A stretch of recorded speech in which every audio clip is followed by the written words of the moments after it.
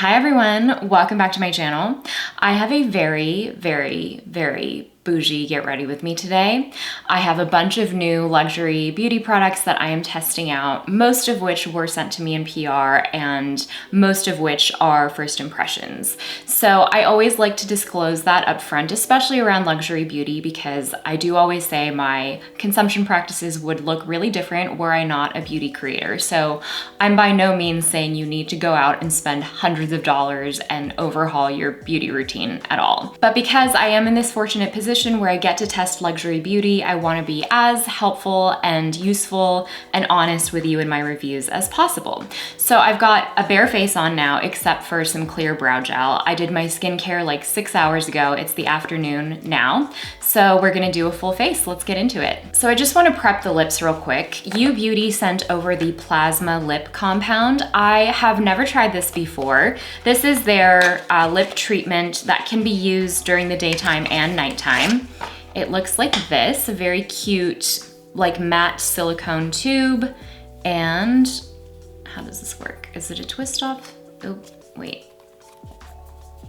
Oh, there we go. Oh, I love these. Okay, so this has one of those like cooling tips. It's not metal, it's like a silver coated plastic, but it looks really nice, and then it's like a squeezy tube. So I'm just going to squeeze a little bit out. It doesn't seem to be tinted. It does have like a slightly light pink shade, but it doesn't seem like it's actually color.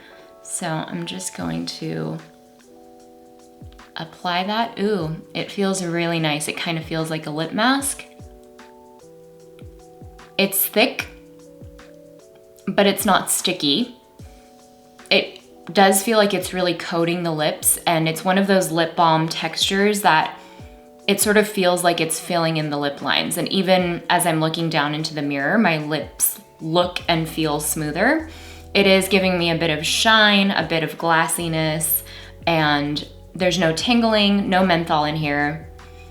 No fragrance either. This is like a true lip treatment, it feels like.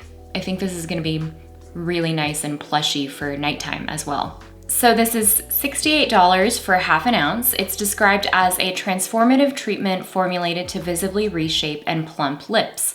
The Plasma Lip Compound provides anti-aging benefits while enhancing lips with a 3D cushion effect. It has peptides, ceramides, hyaluronic acid, and oh, it actually contains AHA and PHA and a special mineral pigment blend. So it does have a bit of tint in it, but it's very faint. I mean, I don't even really see much of a color on my lips. So moving into base, I'm trying a cult classic luxury beauty product, and it is the Sisley Double Tenseur Primer.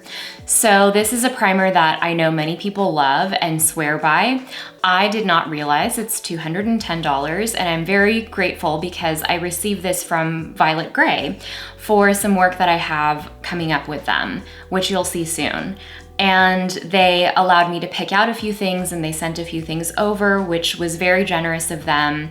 And so I wanted to try this cult classic. So this is described as lifting skincare with botanical extracts, which is effective both immediately and in the long term.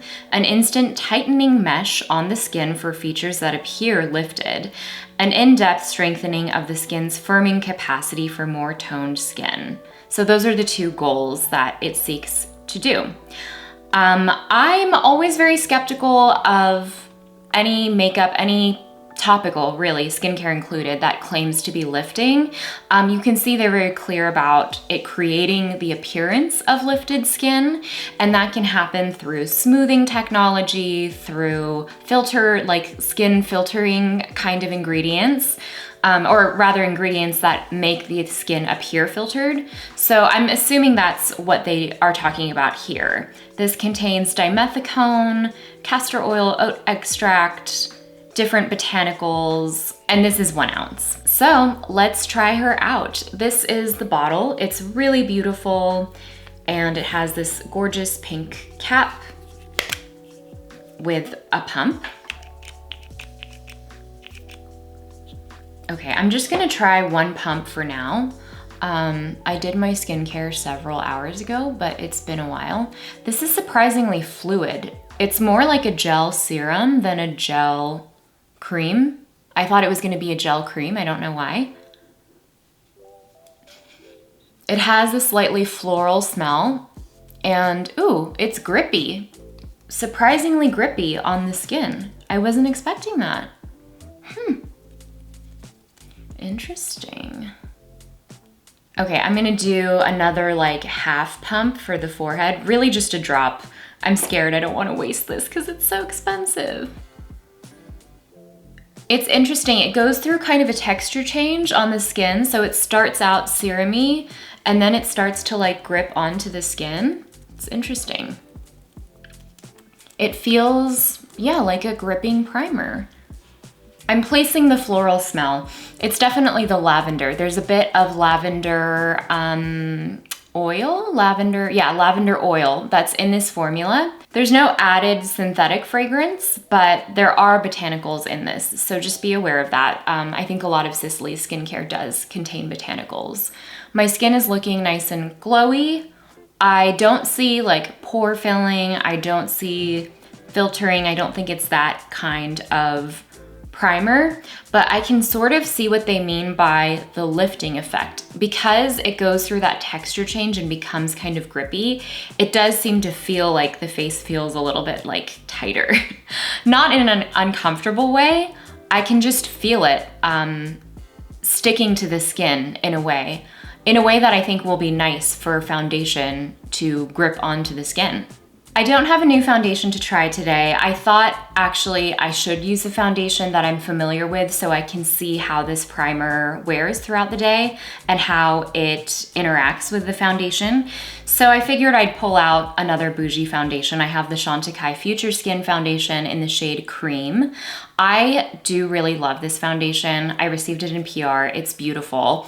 I really wish they would expand the shade range. I think they have a better shade range for their Future Skin Cushion, which I haven't tried. But I would love to see this in deeper shades because it is a really beautiful formula. It's light medium coverage, it's not quite radiant, and I love how skin-like it is. It really does look like real skin. The PR package note said that they used this formula on the shade of Euphoria, if that's of interest to you guys. One thing I don't love about this foundation is that it comes in a jar, so it's just like this, and then the jar just opens up like that. And if you don't have it sitting up, like I did not, mine was rolling around, you get a ton of product on the lid. So you just kind of have to be careful. It's a little bit messy. I wish they would put this in a pump. I'm gonna use my Sephora 90 brush, which is not a foundation brush, but that's fine. It's just a synthetic brush. I'm just going to smear that on the skin. This is a really lightweight formula. It's a gel, did I just say that? It's a gel formula. It spreads out really beautifully over the skin. It has this kind of cooling, refreshing quality to it. When I'm building up this formula, I really like to pat it on just to keep the coverage exactly where I want it. And I'm using the shade Cream, which is a really good match for me. It is slightly warmer, a little bit peachier, like a hair peachier than I am, but that's not uncommon for me with foundations because of my undertones.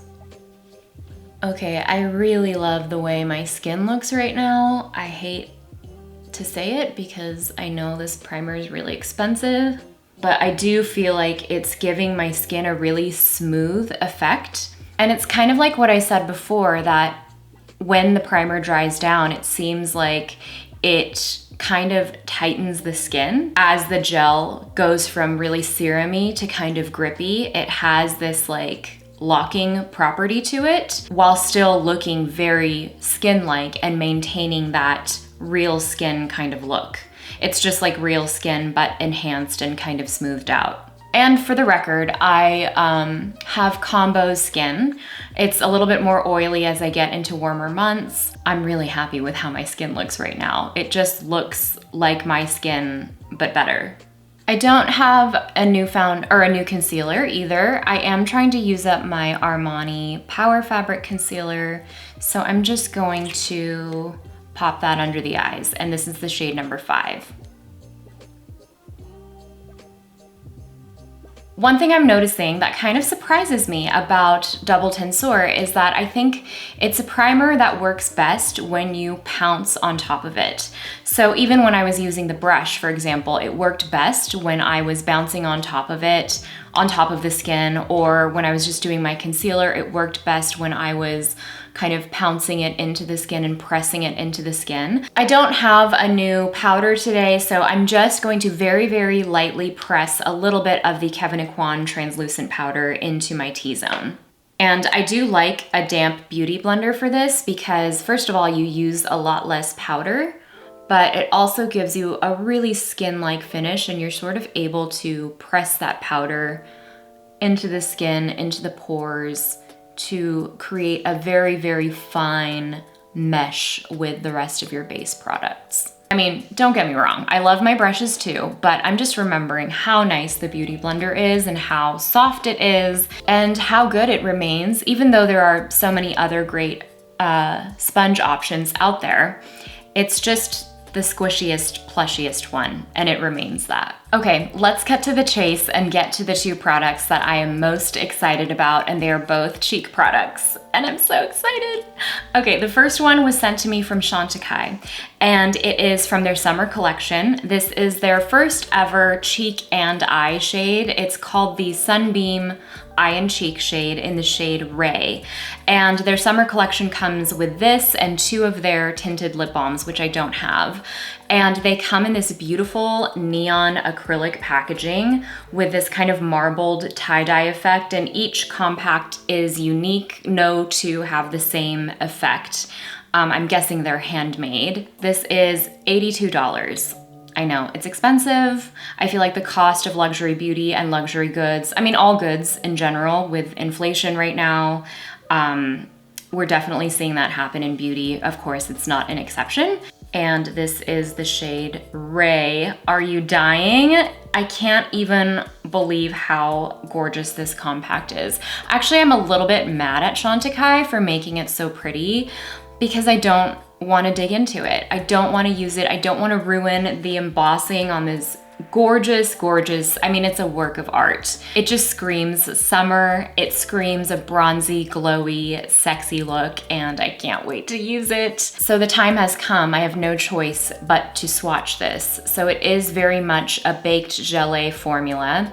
I think I'm just gonna pick like one part of the pan and try to leave the other part of it undisturbed. Here's what it looks like on my finger. It's a beautiful mid-tone golden champagne. There is a 1-finger swatch. Let me see if I can build that up. This is surprisingly pigmented. I mean, I was wondering for an eye and cheek product, it would have to be more pigmented than a typical highlighter, I think. So let's see. So that is the swatch. It's so pretty. In terms of glitteriness, it's not glittery. There is a slight sheen, like a slight, I don't even want to say twinkle because that implies that there's like micro glitter. It's not really that. It's more of like that wet, glossy kind of shine. So as good as that was, the cheek action, it does not stop there. You're not ready.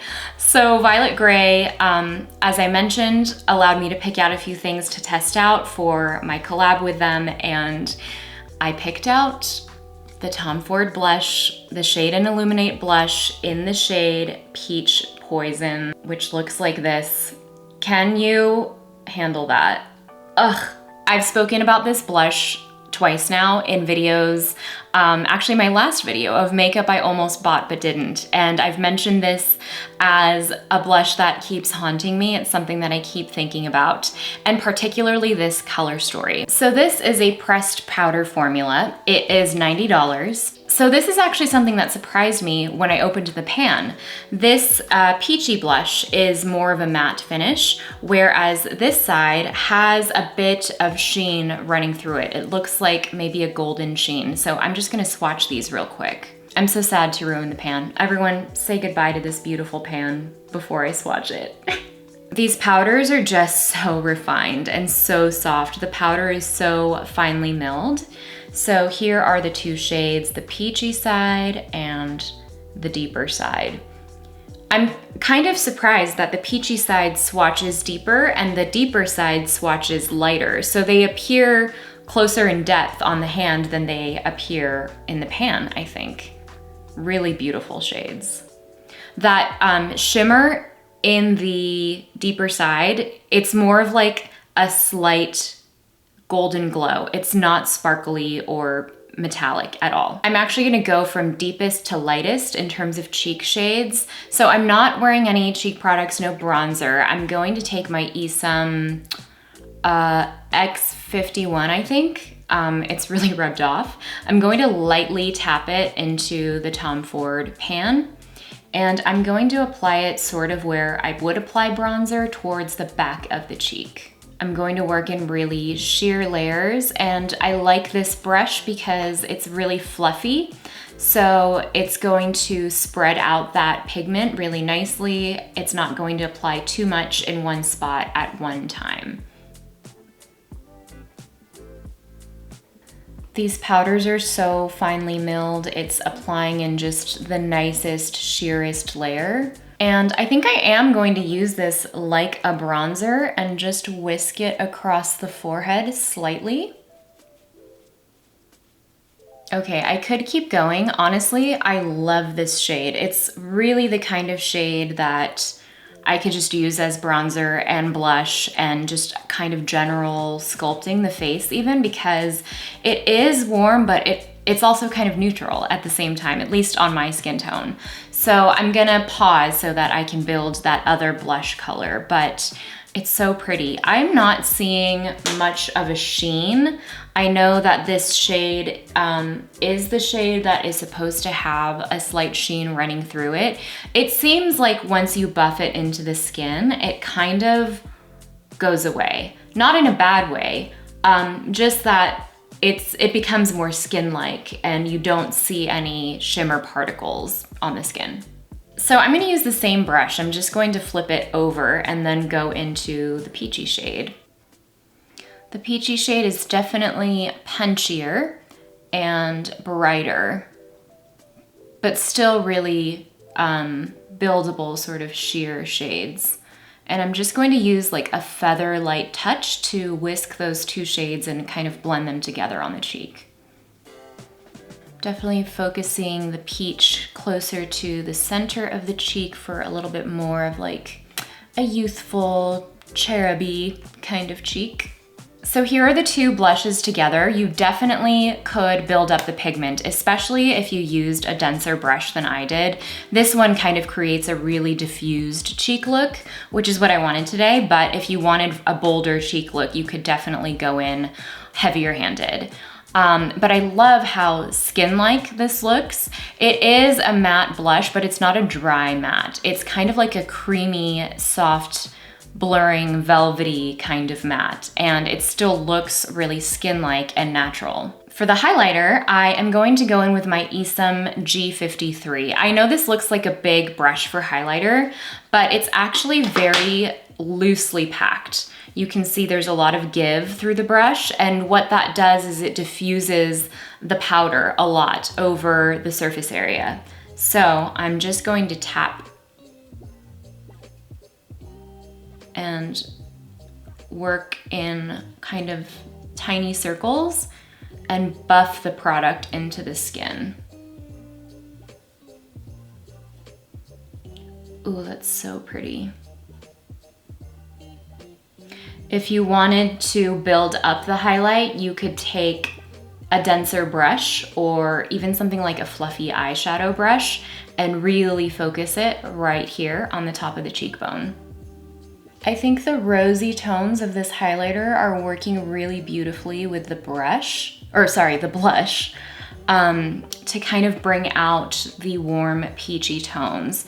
This is a pretty pigmented highlighter. It doesn't have like a very deep base color, like it's not super pigmented in that way, But I think if you have really fair skin, this will be more of a blush topper for you than maybe a highlighter on its own, because it does have that peachy, rosy quality, which I think is really beautiful for summer. And I also think this will look really, really beautiful on deep skin tones. It is a slightly shimmery highlighter. On the skin, you can tell that you're wearing highlighter. So it has this sheeny quality to it. It's not glittery, but there is like a micro fine sheen, like a pearl running through it. And the summertime is when I do go for the brighter highlighters. I like that bronzy, glowy, gorgeous, like sun-kissed kind of skin, and this is the highlighter that will give you that kind of look. So that's the cheeks and the base done. I feel really pretty in this look. Honestly, I could just put on some lip gloss and go, but I am gonna move on to eyes because I do wanna test this on the eyes, and I also have an eyeshadow palette.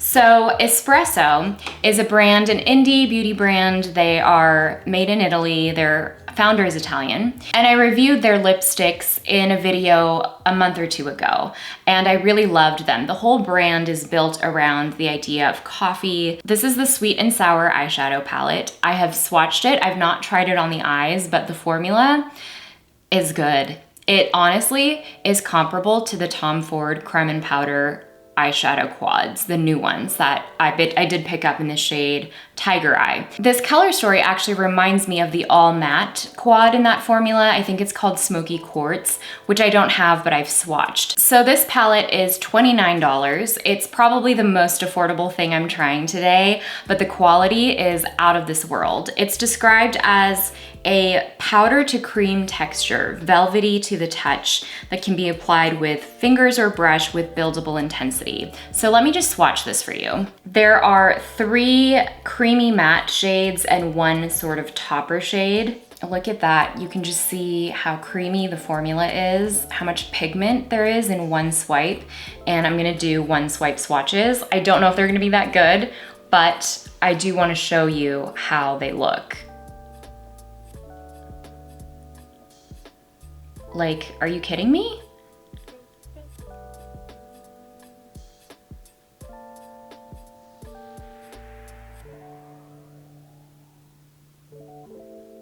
Oops, I messed that one up.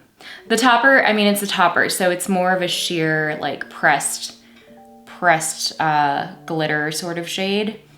But can you believe the spreadability and the butteriness of those matte shades?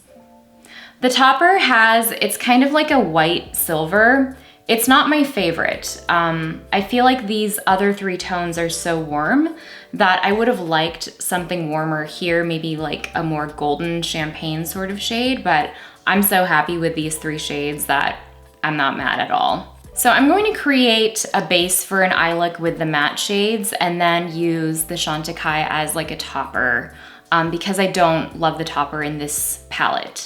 So I'm just gonna take a fluffy brush into that taupey brown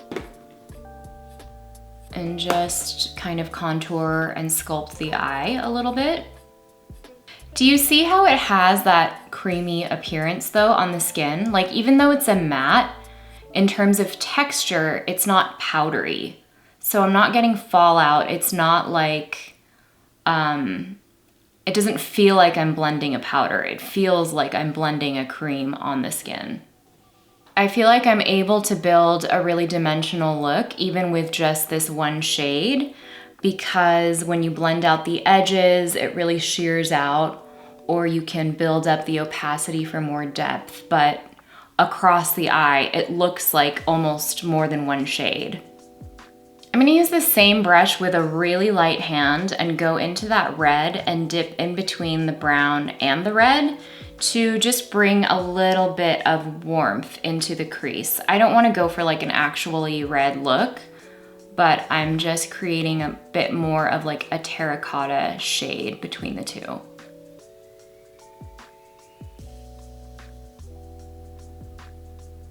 And then I'm going to take a small flat shader brush with the Esum V57, and I'm going to take that plum shade and just kind of create a little bit of lift on the outer corner, not a wing, but a slightly lifted shape.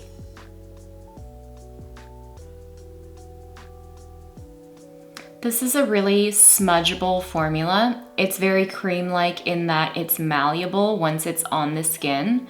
So you can place the color and then you can sort of smudge it around and blend it around to get the diffusion or the shape or the sculpted quality that you want in a way that can be harder to do with powders. Sometimes with powders, once you place them down, they just stick there.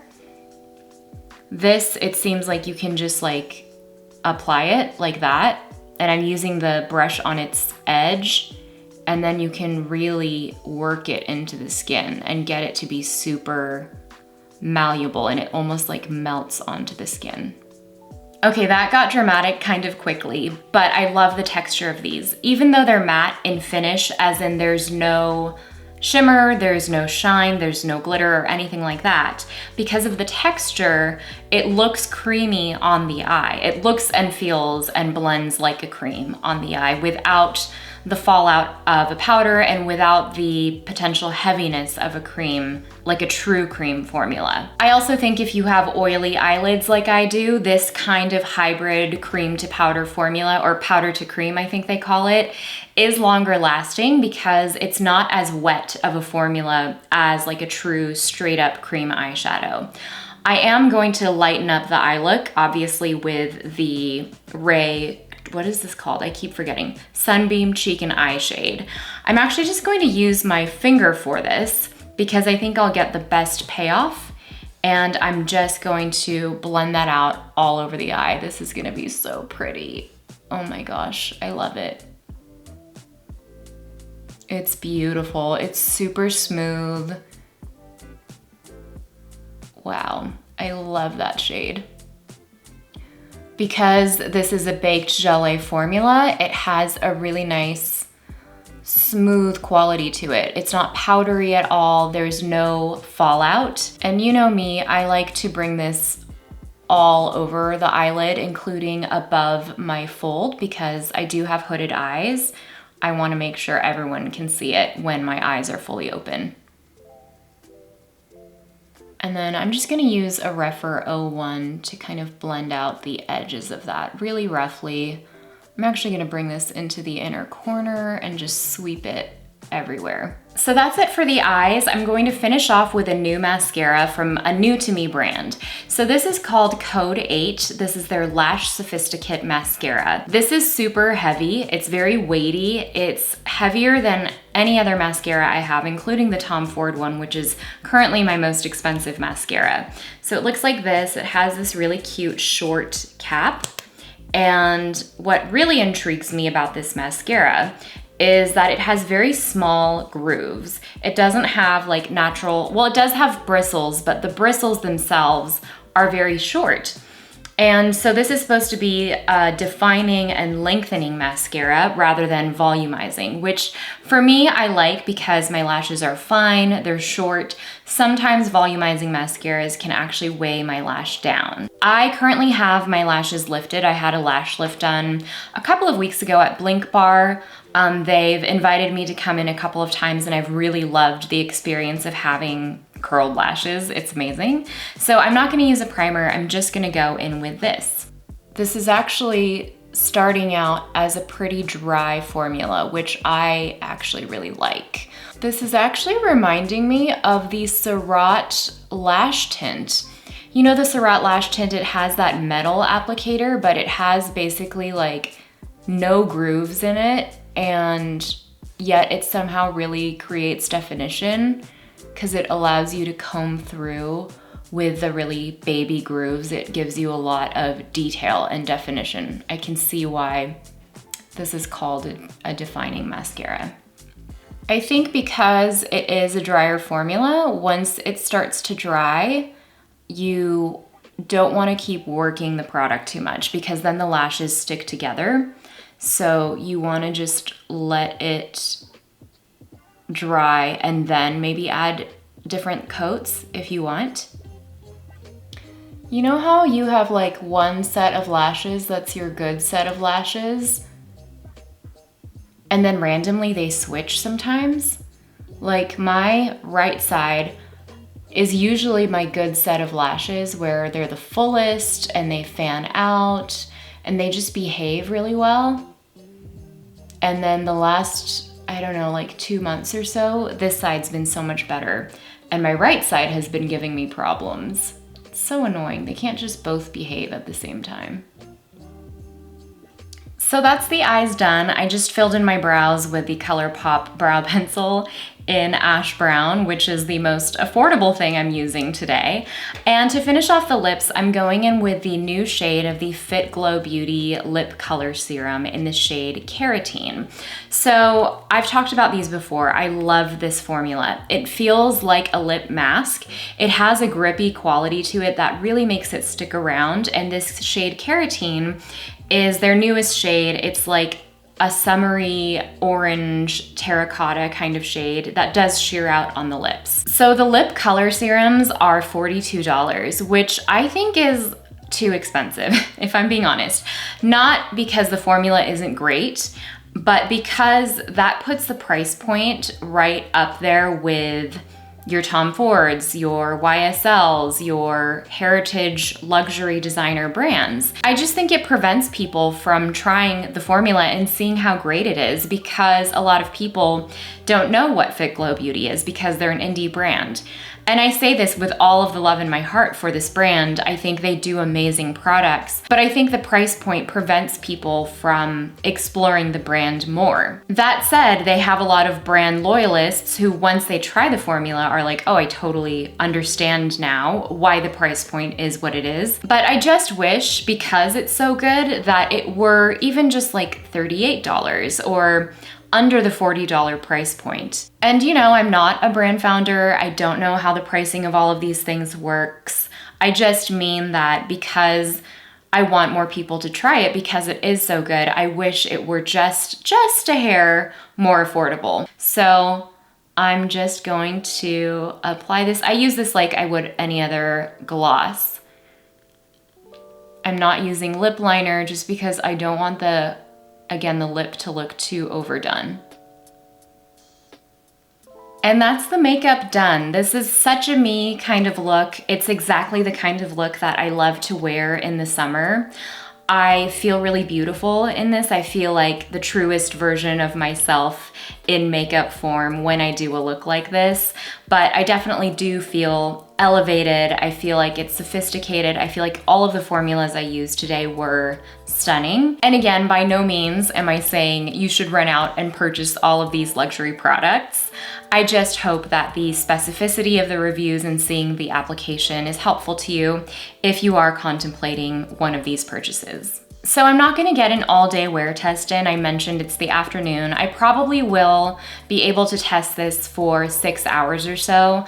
And so when I do new makeup videos, I like to leave a pinned comment with an update on how everything wore at the end of the day, any final thoughts if my opinions have remained the same or changed in any way. So definitely look for that comment, and I hope you enjoyed, and I'll see you in the next video. Bye.